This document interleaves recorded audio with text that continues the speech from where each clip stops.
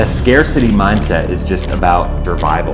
Very selfish mindset. Is your money helping you show up as the person you want to be? That 95% of people in the country are not going to be able to maintain their standard of living when they hit retirement. Companies would contribute and whatever, and they can always change their company plan and what their contribution amounts were based on the economic environment. So it put the control of everything and the stability in the company's hands.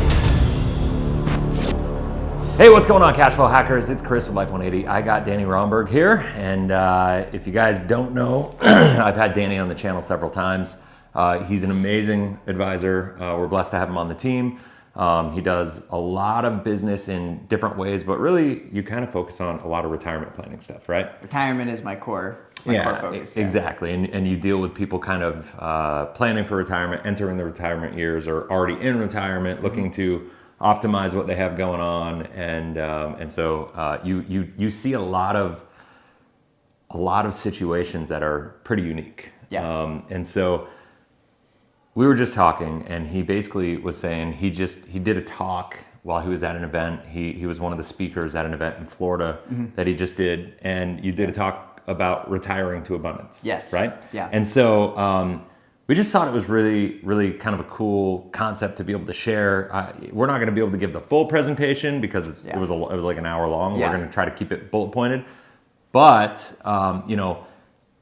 one of the things that I think is really important for people is to make sure, and I say it all the time in almost every video I do, is you got to align your money with your values and beliefs, right? And we got to be intentional about the life that we're trying to create. Money is just a tool to get there. And so I think, this is going to be totally in alignment with that. And so I just, so I'm going to give you the floor and let you roll with it, and I'll ask questions and do all that stuff. Let's do it. Yeah, we'll try to keep it to the three brief main ideas that I have here. But yeah, Chris, awesome. my background is really more of the traditional helping people to get ready for retirement. Yeah. And so I've met with over 1,000 families. I run 25 meetings on average a week. I'm more of like your dad's age. You are right? Like, old school. I am old school. I'm like I love kitchen it. table, meeting with families, people in their 60s, 70s, 80s, 90s, and so that's who I serve, and that's what awesome. I do. And so what I've been able to do in that time is I've learned a lot about retirement is really a mental, emotional, and psychological issue just as much as it is a financial issue. Probably more so. Probably more so, really. Right. And so my personal mission is to help people realize their purpose in retirement. And what that means is we have to get very clear and intentional about what that time means, because it's so special. You don't have to work, you get to work. Yeah. And it's a time when you get to do things where you have freedom of time and freedom of money, hopefully. But what's happening is a lot of people are still living in scarcity. And so I've come up with this concept of retiring to abundance. And so there's three big ideas I want to touch on today. Number one is that abundance is a mindset. That's very important. Number two is that you have to be intentional in order to realize your purpose. You're not going to arrive there by accident. That's true. And number three is there is a clear-cut strategy that you can put in place financially to be able to secure this idea of abundance in retirement. And so part of my mission is not only to help people realize their purpose, but a big part of that is eliminating scarcity. Because there's a real palpable, tangible problem with scarcity and anxiety among seniors in retirement. Because here's what happens. We're all really good at the mindset of the stress that it takes to accumulate and save wealth. Yeah. Nobody practices what it's going to feel like to have your money and then start spending out of it and not having that check coming in to secure you. Well, not only is it a different mindset, it's a total behavioral set, right? Totally. Like it's like you work, we're all programmed. We're used to like going to work and getting a paycheck and living off that. And so the idea of like, when you hit retirement, you're no longer earning a paycheck, right? And so you hit this place where you're like, you have this pile of money, hopefully, and hopefully that pile of money is big enough, and hopefully, and so the scarcity comes in because you become like Ebenezer Scrooge, and you're like, I want to protect what I have, start to hold on to right? And you hold on to it, and you put the death grip on it, right? One of my mentors said it like this: imagine if you lost your job for 40 years. Yeah. Right? And so nobody thinks about what that's going to feel like to start spending money. You get into this. Tom Hegna puts it as a just-in-case retirement. So, for example, you retire with a pile of money, and the first year comes around, you go, well, do we go visit the grandkids? No, we better save that money just in case. Do we take the trip? No, let's wait one more year. You end up delaying satisfaction. And so the problem with retirement is this. You don't know how much to spend, so you don't run out of money. Yeah. But you also know how much to spend, and equally as sad, maybe not as tragic, so that you can live your fullest life and actually spend enough to have fulfillment and enjoyment, right? There's that struggle and that challenge, right? And that's what creates the scarcity. And so it can be very challenging for people. And so let's talk about abundance as a mindset for a second. Yeah, because a lot of people think that money equals abundance. And you know, that may be true to some degree, but I don't think that's really true. I know plenty of millionaires who are living in scarcity right now. 100%. And so abundance is really a mindset. And so in the talk, I shared that there's things you can do to prime your day to arrive at abundance. Okay. Like a lot of people think that when you have all the money and you have the relationships, you have the health, you have those things out here, you'll have abundance in here. But it's not out there that gets in here to feel abundant. Right. It's in here that gets out there to be abundant, right? 100%. We've talked about this book that we both love, The Ant and the Elephant. Oh, I love it. Right? And so there's different parts of your mind. And what's interesting about your mind is it's a very powerful supercomputer. And if you don't take advantage of that and get that to start working for you, it's your worst enemy. Yeah, right? totally. So if you're living under the things that you were raised in, like money doesn't grow on trees, that's too expensive, maybe another lifetime from now, we can't afford that, right? And I'm not saying you have to go spend a bunch of money to be abundant. But there's definitely some programming in your mind, and we learn about this concept of the ant and the elephant, like you're playing against the odds. There's 95% of your brain is a subconscious computer that is telling you all these things that may or may not be true. Right. And if you can start to take control of that and program that to generate that and get that 95% to start telling you they're abundant, we have enough, we have more than enough, we're doing well, that'll start to allow your mindset to shift and for you to have a more meaningful and intentional result in your life. And so I think what's really important for me that I talked about, and I'll just share one concept from the talk, is taking control of your morning and your night. Okay. Putting bookends around your day, starting your day with some affirmations, a walk, priming your mind to tell yourself the kind of things you want to be true in your life. And if you can do that in the morning, you start your day off that way instead of starting it off, you know, on the wrong side of the bed, as the expression, right? At night, if you can start to play these things back in your mind before you fall asleep, what'll happen is your brain, your subconscious mind takes over at night. It's now playing back all the things in your day. It's a tape player. And so it's starting to re-record things. And so what I like to do is I make some affirmations on my own. So I've recorded like 15 minutes of stuff that I want to be true in my life. Things that I want to project. And I put it on a loop with some little frequencies. And I listen to it at night. And when you wake up in the morning, instead of that automatic negative thought, now your brain's automatically telling you we have enough. Things are working out. We're doing well. Opportunities are right around the corner. Blessings are around, and it just starts to play back. So really, it doesn't. I don't want this to be too woo of a video, but it's important to really talk strategically about how to program your mind to generate abundance. Otherwise, you'll generate whatever's just there by default. Well, I think that's great, and I also think, you know, programming your mind is one thing, and then also when you get your mind to a certain place, you also have to act abundantly, right? You have to live it out. Have you seen the Life 180 agent planner that I put together? Yeah. Oh, it's incredible. And so like the morning affirmations in there, and then the evening reflections, like those are the bookends that you're talking about. Now, you're doing more mindset, affirmation, listening, and I don't really include that, even though it's amazing. And I think everybody should add it to powerful. it. So now you make me feel bad because I should have added that in there. Let's add it in. We'll do it right now. but so like that would be great. But you know, how we show up in the world too, like I'm just a big believer that we get our true fulfillment out of service to others, you know, and that kind of comes along with the abundance mindset and I'll say the abundance heart set, right? Like, because it's, if you that scarcity mindset is just about, I'm just going to say survival, right? And, and abundance. It's a very selfish mindset. Totally. Yeah. And you know, and so like when you're in that scarcity mindset, it's going to restrict you. It's going to put a governor or a glass ceiling on whatever you're trying to accomplish in life. And it could be really hard, you know, but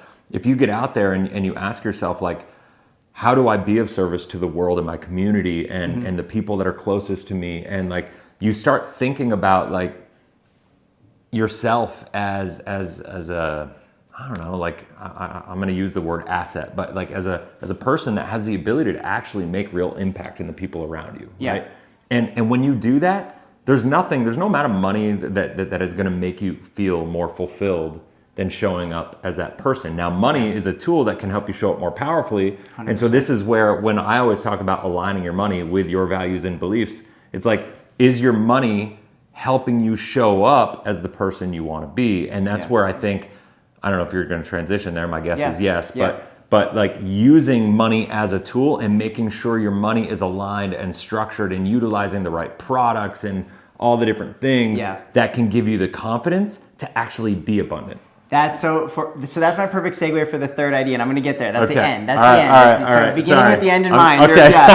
You're right there. That's where I'm going to go. But let's touch on that. So my mission is to help people realize their purpose, right? I believe God has a purpose for my life, and my calling is to help serve people in this what we're doing, right? And that's my definition of fulfillment, where I'm serving where God calls me to be served, right? That gives me abundance and makes me feel way more than any amount of money. I'm very progress motivated in that sense, and so. Talking about being intentional, which is point number 2 that I want to talk about, is like I spend a tremendous amount of time with my clients talking about what they want their life to look like, what's going to bring them fulfillment, what are the things they need to accomplish with this time. We spend a tremendous amount of time mapping out and outlining that for them so they can be intentional with their money to help support that mission. And so the 2 concepts I want to share from the second point are, number 1, I looked up the odds of what it means to be alive. Like if you need proof that you have a purpose on this earth, the odds are insane. It's like 1 to the 10th power and then 2 million zeros. It's like it's in the quadrillions are the odds that you're even here. The fact that you're even here watching this video. So if you don't have like a clear vision and purpose for your life, I would definitely encourage you to like take time to think about what yours is. And even if you don't land on it originally, maybe you like talk to people in your life, you think about where you bring the most value to others. It's about value creation. And if you can find where you're bringing the most value to your community, that might be in alignment with your mission and your purpose for your life. And if you can have that, you'll really start to have some clarity. But that's the proof right there. Like if anybody needs proof that you have purpose on this earth, it's right there. The fact that you're here proves in the first place. That's the first thing. The second part of this idea is, to me, it comes down to stewardship. Yeah. Like I don't believe that when I get to heaven one day God's gonna be like, what did you earn as your rate of return on your it's what do you do with all that I entrusted you with and the time you have on this earth, right? Did you bless and serve and multiply? Right. And so to me, you can't do that if you don't have abundance and that mindset established first. So establishing that abundance mindset and then moving to the tools you can put in place. So when it comes to retirement, it is a very difficult concept to try to understand like where we are from where we've been. And we can make it simple. Basically, everybody used to work in America for a corporation and they got a pension. Yeah. And then they got an income check that was guaranteed by the company for the rest of their life for them and their spouse. There was no retirement planning. My job wasn't a thing. There was no seminars. You got a pension. That was your retirement. Totally. Then in the late 80s, they came out with the 401k. Corporations figured out it was much cheaper to match a 401k contribution for people to even contribute than provide a guaranteed income check through a pension for the rest of them and their spouse's life, right? With people living longer. It basically took the risk and took it from the companies and put it on the employee to take responsibility for their life. 100%. And so 40 years after the 401k, what do we have? We have this thing called a retirement crisis. A failing financial experiment is what we have. Very well said, right? Because again, like you just said, it put all the responsibility on people who had no financial training to know how much to put away, what to put it in, when to reshift it around, how much to take out, right? Yeah, totally. And without that training, now their statistics are 50% of America arrives at retirement with less than $25,000. That's insane. I read That's crazy. I read a statistic that said 95% of people in the country are not going to be able to maintain their standard of living when they hit retirement. We live in the most abundant society in the history of the world economically, and we have a financial system that's set up so 95% of people aren't going to be able to maintain their standard of living confidently in retirement. That is astounding to me. To me, that's criminal. It is. To me, the fact that the financial system is set up in this way,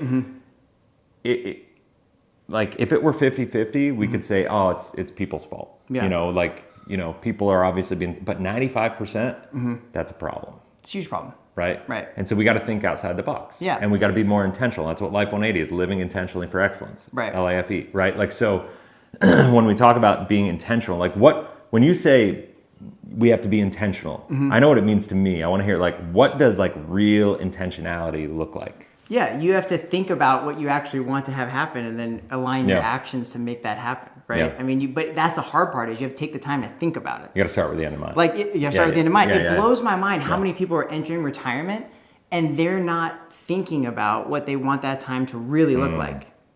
they're not taking the time to really map out the blueprint for that phase of life. And it's such a special time. That's when you can give and serve like never before. So it's so funny. And I don't know like if you're going here or not, but like the thing that I find really interesting is that I think everywhere in life, we're taught that we need to be proactive if we want to be successful, right? Yeah. And somehow with our money, we've been convinced that we should just give our money to somebody else, and we're allowed to be reactive because somebody else is going to take responsibility for the results in our life. Yeah. Right? That's you're outsourcing that responsibility. Yeah. Like I talk about the 5 F's of life: faith, family, fitness, finances, and freedom, right?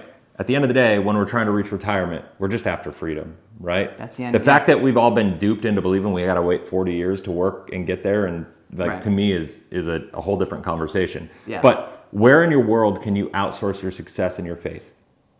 Like you can't. Oh my gosh. Can you outsource? Like no. You have to read the Bible. Yeah. You have to do the work. And I mean, sure, people can pray for you. People can like obviously send you good energy and like whatever. Sure. But you have to take responsibility for that. And if you don't, your faith isn't going to be as strong. And I don't believe that there's actually, if we're looking at freedom, stop thinking about retirement and start thinking about freedom, right? And there is no freedom unless your faith is good. Wow. Right? Yeah. With your family. So well said. Your family. Yeah. You, me, husband, fathers, like wives out there. Like you cannot outsource your success with your family. Right. Right? 100%. If you try, I promise things are going to go poorly for you. Right? Right. There is no freedom without good relationships with your family. Yeah. Fitness, health. You cannot, no, my personal trainer is not going to do push-ups for me. Nobody's going to eat healthy for me. You did the 75 hard. I tried, I failed. Like, I'm going to try again, I promise. You are already in shape. I know, but like, it's hard, man. But you're fit, like, you can't outsource that. No. So I would argue there is no freedom without good faith, without good relationships, and without good health. Yeah. And I would say the other part to really have freedom is your money. Yet with all these other areas, the 4 pillars of that you need to have right to get to freedom, you need to have your faith, your family, your fitness, and your finances right. But somehow with our finances, the world has been duped into saying, you're too stupid to get it. You should outsource your success to somebody who's smarter than you. Yeah. And where we both believe it's your responsibility to take radical self-accountability and align your money with your values, your beliefs, your goals, your objectives, and be intentional about what you're trying to create and be proactive, not reactive. Yes. So I don't know, like, no, that's just my thoughts. No, that's amazing. That's incredible. That should be like point number 4 in the whole podcast. That's incredible. Right. No, I love it. And you're right. I mean, the proof of that is you can go out and have a killer week in business, work 70 hours, not see your kids all week, and feel absolutely miserable no matter how much money you make. I mean, that's a very real thing for all people who are out trying to strive and have families and that balance. And you have to manage each area of your life and have balance and have fulfillment in each one, or it sinks at all. I mean, so it makes total sense. So touching on what you just said, being intentional, taking accountability, there actually is a strategy and process, and I can't take credit for this. I did not come up with it, but you know I'm a big fan of Tom Hagna, and he created a process a long time ago that just really speaks to this concept of abundance. And so he wrote a white paper called Retirement Alpha, and I think that's really probably arguably, in my mind, one of the most significant white papers you could read if you're serious about getting ready for retirement. Because in that book, he basically outlines how, the concept of creating a guaranteed lifetime income can really support longer life, happier, a happier life, better decision making. You can give at a higher level. And so in the book, he basically describes the white paper, the strategy of like, hey, it's impossible to optimize the perfect withdrawal strategy of a portfolio over the indefinite period of a human life. You can't do it. Can't do it. You don't know how much to take out or how little it takes. So he talks about this process that he creates, and it's really very simple. It's a 2-step process, but we use it, and we've had amazing results with the process. Number 1 is you have to create enough guaranteed lifetime income for your retirement. Because outliving your money is the most significant risk there is. And we have to deal with that first before we tackle the other things. So, what's guaranteed lifetime income? Social Security, pensions, some form of an annuity. Something that's going to be a consistent monthly check for as long as you live. Which an annuity, if you don't know what an annuity is, it's, to simplify, is basically like a personal pension that you create and own on it's a lifetime stream of income. That's all it is. There's 3 pillars, right? Now, 80% of America is taking their Social Security and pension choices to their detriment, which is a crazy statistic. I know. And taking it too early, basically. Taking it too early, or making other decisions based on fear or misinformation or something. And then the third one, the annuity, if you have a shortfall for what you need to cover all your basic needs for lifestyle expenses, between your pension and Social Security, or if you don't have a pension, that's where you can fill in the rest of it. And that will make sure that no matter how long you or your spouse lives, you're going to have the income you need. Yeah. Now, that's step one. But again, if you arrive at your goal, like let's say, and everybody plays the retirement game, like, if I get to $10,000 a month of passive income, then I'll be, my expenses are 9, so I'll have enough. But if you can get to that number today, that's not the same as the number 20, 30 years from now because of inflation. Yeah. So there's the step 2 is removing all the key risks around that income. Yeah. So step number 1 is securing that income. That's going to give you that consistent monthly check to show up powerfully. You can spend and give confidently because you know there's another one coming next month.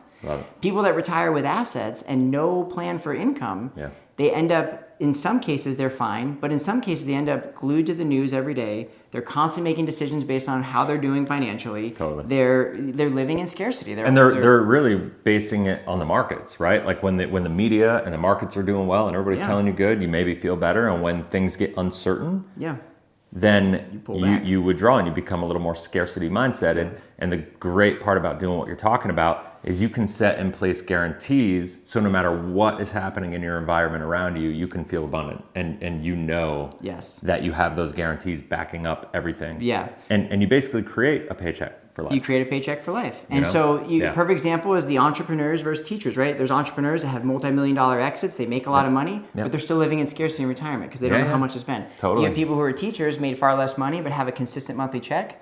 And they are able to show up. They got their 403B, they got their pension, they got their income check. They've done. They're good to show. Totally. Perfect example is the Dave Ramsey show, right? And I'm not trying to call anybody out, but you have millionaires calling on the Dave Ramsey show asking what to do. They're like, what do I do? And it's like, that's the proof right there that the system's not working. So again, that's one of the things that highlights that concept of like, hey, if you can control your monthly check and make sure you have that consistency, you're going to have that abundance. It's easy to be abundant when money's flowing. It's hard. Like we were just talking about when there's, opportunities in life to be scarce, that happens. Well, life is about cash flow. That's what it is. And when you're working, your cash flow is your income. And when you stop having that cash flow coming in, I don't care who you are. If you've done that for 40 years, you have programmed your subconscious to expect that. And then when that stops happening, even if you think you're consciously going to be able to manage it, your subconscious is going to be like, whoa, what is happening? What do I do? You have to make sure that you're proactive enough that you create that income for yourself so you can have a paycheck hit your inbox or hit your bank account, however you do it. That will help. Yes, it's a perfect example. It's almost insane to think you would have a behavior you'd have every single day of your life for 40 years, and then on the day you retire, you just completely shift it. So when my clients retire, we have we do these things called mini meetings. Where we'll have 5 or 6 mini meetings because when you make that leap into retirement it is terrifying for a lot of people. Totally. It's very hard. So we'll kind of tiptoe into it together. Especially if they just started thinking about it in the past 365 days, kind of deal, right? To really do this effectively in a perfect world, this has got to be something you start dealing with when you're Danny's age or my age, right? And you're working through it proactively and intentionally for 20, 30 years. Most people work their entire year and work their entire career. Retirement is an afterthought. And then they call Danny or somebody like me and they're like, hey, I'm 62, I'm going to retire this year, or I'm 65, I'm retiring this year. What do I do? Right. And it's the money, the accounts, and what do they have their money in, a 403B, a 401k, other brokerage accounts, whatever it is, that's one thing. And then you have to sift through that and figure out how to reallocate it and get it all set up. That's the easy part. The hard part is right here. Right? That's the hard, right here. Right here and right here, that's the hard part. It's like a cold plunge for some people. Totally. They jump in and they're like, whoa, wait a minute, this feels differently than I imagined. They're thinking 100%. Every hour is happy hour, every day's Saturday, we're going to be relaxed. And it's 100%. Wait a minute, there's some stress factor here that we didn't account for. So number 1 is lifetime income. That's going to make sure you have that same pension effect as before. And by the way, that's the proof that it works. Like it worked before we broke it. Sure. Like there was no problem before. We sure. created a problem and now we're like, how do we fix this? Like go back to what was working before. Create the lifetime income. Well, let's talk about that for a second in a little detail. Yeah. If you think about like when you look at the ERISA that was created in 1976, and then the 401k was actually created in 1978, but it didn't really start getting implemented until like 1981, 1982 on a mass scale, right? And so if we go back and we say, well, why? Why are we doing this? Well, first of all, taxes were the top marginal tax rate back then was 70%. So if you had the ability to defer at a 70% tax rate and pay in retirement at a 35, okay, that makes sense, right? Yeah. But also what was going on in 1978, 79, 1980? It was high inflation. Oh, yeah. There was stress on all these companies. And so the idea of having to provide a pension was such a liability for these companies. They were looking to offset that risk. And so that's where the 401ks came in. And so they didn't create 401ks for your benefit. They created 401ks to make the stability of these companies better. It wasn't for people. That's the part to me. Wow. That is.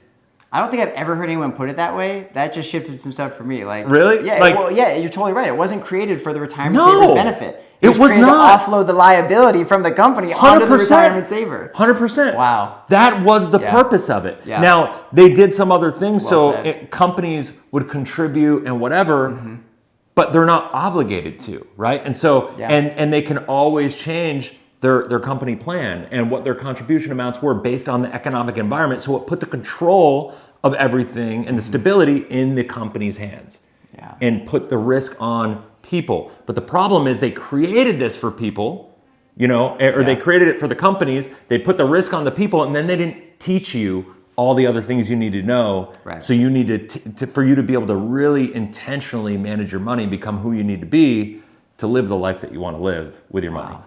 So. Wow. We should just end there. That was perfect. I know. So that's step number one. We highlighted why we need step number one. We need to have that. Step number two is if you have enough income to retire, you need to remove the other key risks around that income. Totally. So there's a handful of them, right? There's what happens if taxes go up? Yeah. What happens if there's inflation? What happens if there's volatility? What happens if interest rates move up or down? What happens if one spouse predeceases the other? And what happens if you need long-term care? Yeah. There's also withdrawal rate, sequence of withdrawals risk and order of, there's other key risks, but you can neutralize those with getting the right amount of lifetime income. Some of those will fall off with step number one, properly done. But, again, if you have enough income, but then taxes go up and all your income's coming from a taxable source, what are your pay the taxes? There's nothing you can do, your income's going to go down. Right. So we have to go through and neutralize these key risks. And so in this talk I did, I had a case study where I said, hey, when you retire with your whole nest egg, that's a very expensive proposition. When your whole nest egg has to be your abundance fund, be your paycheck, cover emergencies, cover long-term care, replace income if a spouse dies, handle inflation, handle higher taxes, that's hard to do. But if we can go back to being intentional and create a key bucket for each risk, what will actually happen is you'll liberate assets. So for my clients, when we can say we have a check that's going to cover them for the rest of their life, we like have a plan, paycheck. a paycheck. A paycheck. Right. They have a paycheck that's going to come every month that they've set up like a pension. It's going to cover your lifestyle expenses. And make sure you have that confidence. And your other things you want to do that are fun, right? Yeah, for sure. Tom wrote a book called Paychecks and Playchecks, right? You need a paycheck, but you also might want to do some fun things. Yeah, Get a playcheck, totally. right? Love it. So number two is we have a plan for long-term care. Yeah. We know exactly how much it's going to pay. We get to pick where we want to go. We get to pick the quality of care we want. We have a plan in case one spouse passes away, which is a huge problem, right? And, for every one 90-year-old man I take care of, I have 9 90-year-old women. So women are outliving their husbands and living with the consequences of the choices they made together. We have to have a plan to make sure that she's protected. And I would argue a lot of that is because, and I know this is kind of different on the topic, but I would argue a lot of that comes from the fact that the men historically have been the breadwinners and taking the responsibility on for the household income and the retirement income, and that stress is killing people. Stress is killing people, and also lifestyle choices. Right? I mean, you go out to, I don't want to overgeneralize, but you go out to any restaurant and you look at the tables, women's eating salad and fish, men's eating steak, cheeseburger, french fries.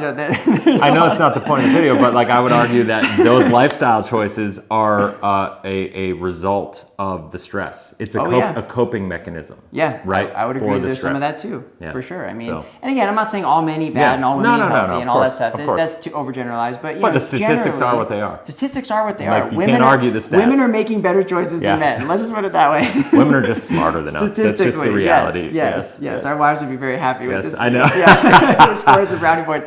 So again, the point is that's the math. Like Yeah. women are just outliving their husbands, and that's just how it is. So we got to make sure that if she outlives him by a multiple of years, she's going to have that income to make sure her lifestyle is protected, and there's not going to be holes in the retirement. Yeah. So again, when we can create an intentional strategy for each one of these key risks, we have enough income for the rest of their life.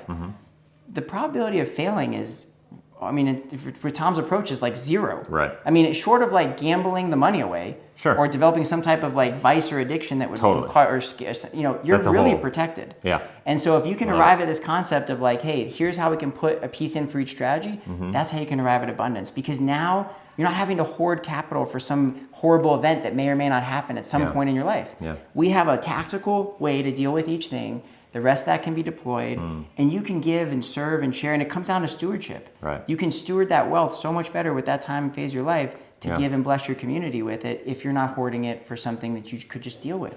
Yeah. No, I love it. And when you do that, and if you use the right products, the right tools, you can go through life more abundantly, more confidently, and then if you use the right strategies and balance everything out, you can give it more abundantly at the end as well. So you can, when we're talking, I'm a big believer. It's our responsibility to leave the next generation better off than what we inherited, right? 100%. And it's really hard to do that if you don't have a plan like this in place.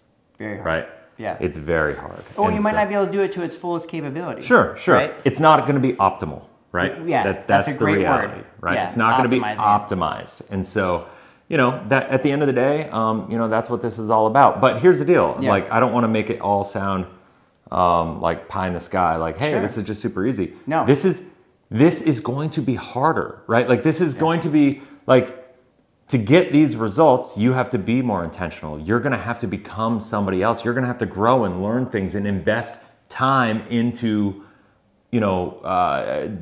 doing what you need to do to get things in place. Yeah, you're going to have to work with somebody like Danny or somebody like me or like somebody on the team, like, because at the end of the day, that you're going to need a coach, right? And I would argue that's more what we do is we're not like advising people, we're just coaching people, right? And then and yes, we give advice along the way, but people need to elevate. People need to grow. People need to put the work in. Yeah.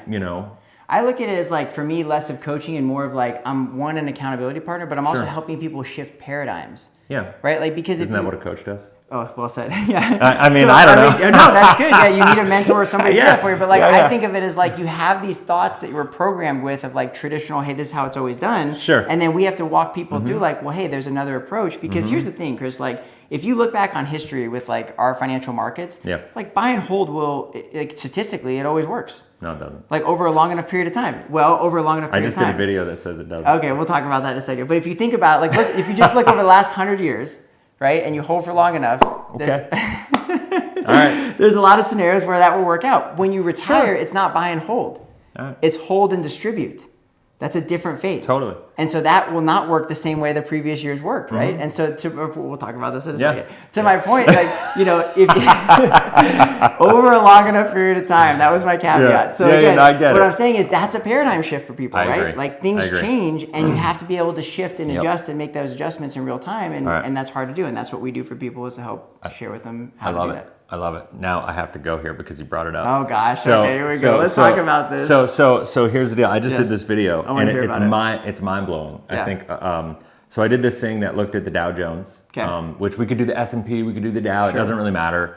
They're pretty close to each other as far as annualized returns, right? So if you look from 1929 through 1979, what is the real rate of return of the Dow Jones?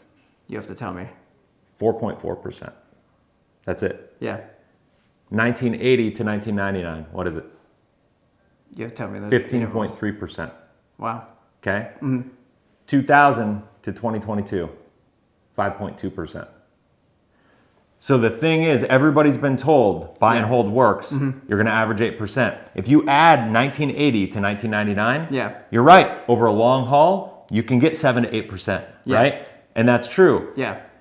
If you eliminate 1980 to 1999, which I will argue is just a bubble because interest rates were really high, we created the 401k, The average Main Street person became an investor because of the 401k, because everybody started investing in mutual funds. Supply and demand drove asset prices up. The fact that interest rates were high, were coming down, that drives asset prices up. We had the dot-com bubble. Like all these things that happened, it made the 20-year period crazy high. 15 point, like if you did it, and like that's why I always say, like what worked for our parents is not going to work for us, because yes, it was great if you invested in that for the first 20 years. They had that run that made it will never be repeated. Right. And if you remove that 20-year period from our historical records, and I think we need to, if we're going to look at actual long-term results, then you're going to get around 5.5 to 6% long-term in the markets.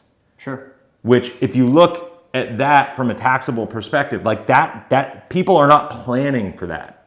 Right. And when you compare like annuities or life insurance or other assets that are more conservative, that have guarantees, and you compare those to being like, oh, well, I could just put it in the market and get 8%. It's not as attractive. But when you actually look at the real results of life outside of that 20-year bubble, it's like, whoa. Right? To be able to lock in these guarantees. Sure, there may be a little upside. But what I love the idea, like the concept of thinking about through the lens of what's the upside, what's the downside, can I live with the downside? Right. Well, let's talk about that, because I think we're arguing about two different things. This goes back to being intentional, right? But buying and holding, I'm just saying, buying and holding doesn't get people where they think. And that's the problem outside of that 20-year period. I agree, but here's my point. That's not really what I was saying. What I was saying was I'm talking about in the context of retirement. When you're in the accumulation phase of life and you're saving, that's going to work. Nothing bad's going to happen to you in terms of running out of money, because you're contributing to it. I'm not saying that buy and hold is better than one thing or the other. I'm not saying that buy and hold could get you a certain rate of return. That's not what I was saying. What I was saying was during that phase of your life, while you're earning a paycheck and saving, you're gonna be fine. When you go to retire and start taking money from that, that's what I'm talking about. That's different. So I'm not You're disagreeing talking like with the your sequence thesis. of return risks and the market fluctuations. Like in this phase of life, you just put money away. It's working. You're fine. Nothing bad's happening. You're making a paycheck. When you don't have that paycheck and you start to live from that money, that whole time frame doesn't work. So whether you're in 5% or 8%, that's not what I'm talking about. I'm just saying you will still be on the track to be saving, whether you're in 5, 8, 2, 1, whether you lose money. It doesn't really matter in that period of time, because you're still making the money with your paycheck. That's fair. So I was talking about something totally different. In terms of like what I hear long-term buy and hold, and I'm like, God, it doesn't work, people. Doesn't work. And I'm not saying you should buy and hold. I'm just saying, as an example, there's a difference between the accumulation phase of life and the decumulation phase of life. And that's where I was going with that, was like, you have to be strategic about that and think about that and really be clear on those things, because it's just different. When you're taking money out, the rules don't work the same. Oh, totally. And that's where you get into sequence risk, order of return risk. The math is completely different behind it. Yeah, I mean, there's great articles on. I just Googled one from Schwab, had a killer one about timing matters. It does. And when you're in retirement, there's a big difference between that accumulation phase and decumulation. Ask anybody that retired in 2006 or 7. So we were talking about different things, but I'm grateful I got that out of you, because that was really powerful and that was good. So thank you for sharing me. Well, that's awesome, guys. So I think is there anything else? I think no, that was it. Those were my 3 main ideas, and it's just about really, like you said, thinking clearly about what you want to have happen and figuring it out. I love it. Well, guys, hopefully you found value in that. If you haven't already, make sure you subscribe to the channel, hit the bell that way you're notified. Also, this guy's got a good YouTube channel. He's building, doing a lot of stuff. You're on Instagram too, right? Like you're in all the places. So I'll put his information down in the description below. Make sure you go follow him, check him out. You have any questions, you can set up a call with him in his videos as well. And if you're interested in learning and talking to somebody on the team, I can even connect you with Danny. If you go down below, just make a note when you set up a call, like use a Clarity Call link and just write Danny in the comments, and I'll make sure I connect you guys, and we'll be good to go. So awesome. Till next time, have a blessed, inspirational day. We'll talk soon.